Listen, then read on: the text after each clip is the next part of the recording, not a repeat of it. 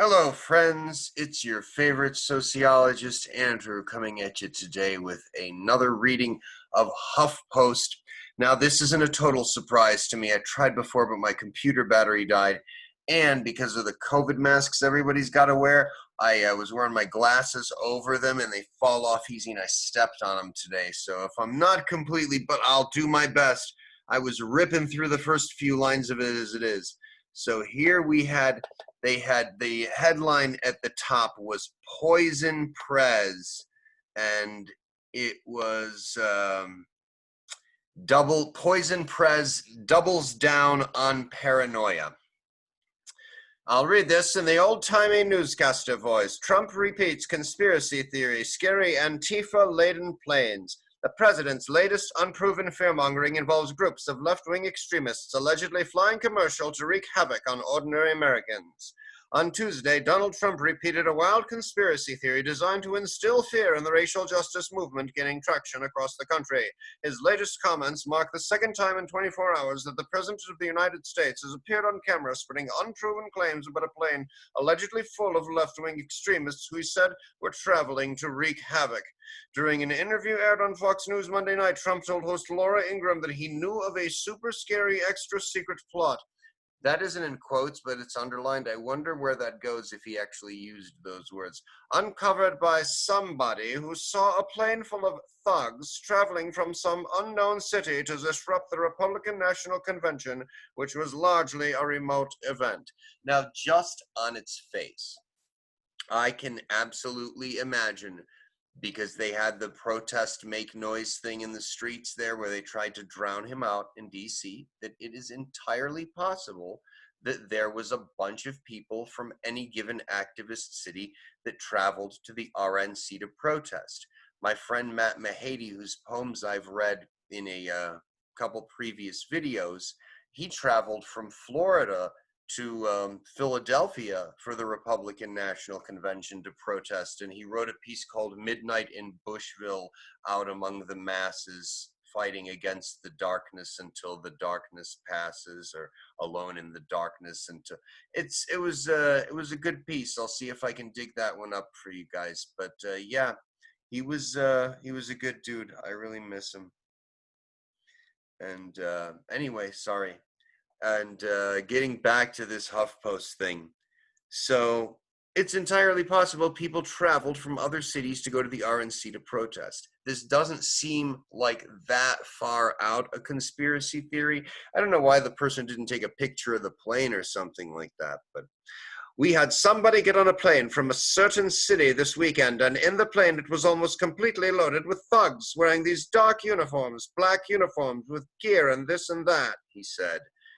He said, NBC News reporter Ben Collins quickly noted that false claims about violent left-wing extremists traveling across the country to terrorize ordinary Americans began spreading online in June as anti-racist protests gained momentum in states following the police killings of Breonna Taylor and George Floyd.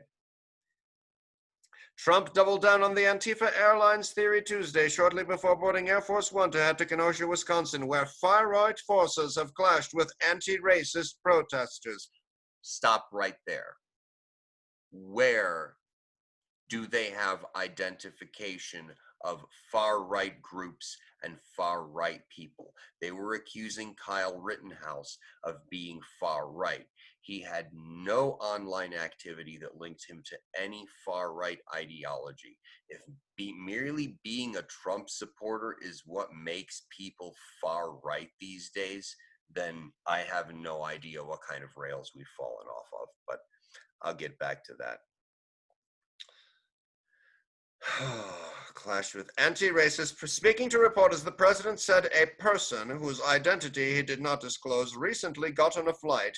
In this telling of the story to whoever, not the RNC, and that flight soon filled up with the looters, the anarchists, the rioters. Now, you don't know if the people getting on the plane are actually going to loot and riot and create anarchy. That is a stretch, okay? They got a point there. But the framing of it and the far right with anti-racist, call it far left. They are far left protesters. They are far left rioters. They are far left insurrectionists. That's why they're out there. Trump didn't cause this. This went on in some stages during Occupy under Obama, and in Ferguson. The point is, these things were going on, and now the snowball of the pandemic and massive unemployment and whatnot has created the perfect storm for all of these groups that have been coordinating forever to come out of the woodwork. And they have very openly stated goals, and people, you deny them at your peril. I just had a friend that I showed the video to of the DSA marching on May Day with the banner chanting, "No Trump, no wall, no USA at all." And he's, oh, well, they don't really mean that. Oh, that's just, they don't? Seems their actions and their proclamations and their web pages, for crying out loud, are pretty darn clear. NBC News reporter Ben Collins quickly noted that false claims about violent left-wing extremists traveling across the country to terrorize ordinary Americans began spreading online in June as anti-racist protests gained momentum in states following the police killings of Breonna Taylor and George Floyd.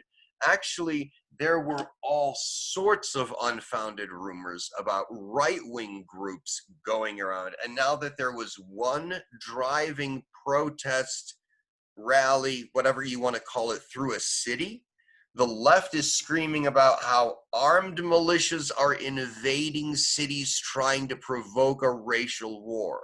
This is insane.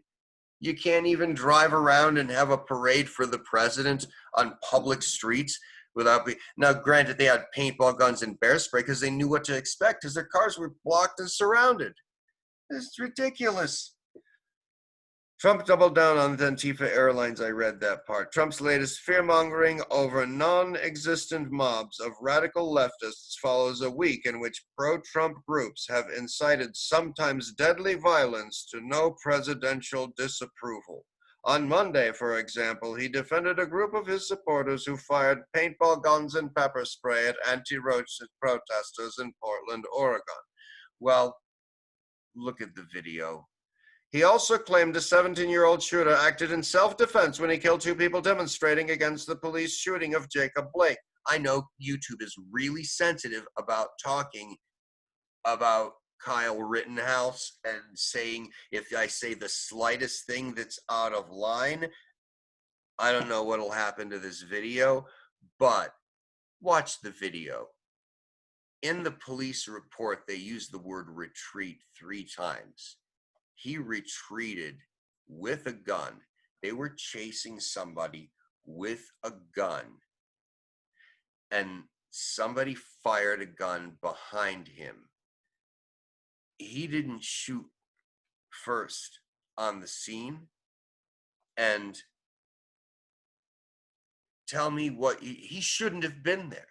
This is a ridiculous tragedy, and that it is politicized. And if you just get rid of all of the politics, pretend they don't exist. You had a kid with a medic pack and a gun in front of a business, which is a crazy vigilanteist type thing to do, but not as vigilanteist as trying to disarm that kid via mob action. And apparently that was provoked because he had put out fires that the group had set, allegedly. I don't know. This is for the sake of not confirming anything that isn't 100%. So what can you say?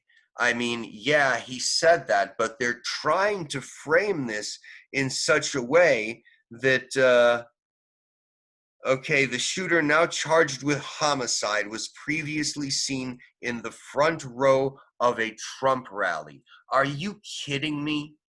Is that enough to make him far right? I went to a Trump rally. I couldn't get into the one in Asheville because I wanted to get there and show my kid what that was like. We had been to all sorts of stuff. I've taken her to protests, peaceful ones, like planned anyway. So the point being is, I try to expose my kid to stuff, and you might see me, especially now with my attitude, I might want to hear what he's got to say firsthand. I am nowhere near far right, but they're going to try and tar and feather him with that. And this is ridiculous because he may be charged with homicide, but he's innocent until proven guilty. And watch the video, man. They're really trying their hardest again to use coded language to reframe things in order to just outright lie to you, but make it sound like it's legitimate and acceptable. It's propaganda at its most bold-faced, and please don't fall for it. Thank you so much for tuning in. If you got any other things to pick on about, let me know what you thought about that crazy voice if you should care to. And thanks again. Hope it was worthwhile. Love to know your thoughts. Please like and subscribe. It feeds the algorithm, and so do your comments. And click the notification bell too. And thanks again. Good luck, everyone. Ta-ta and farewell.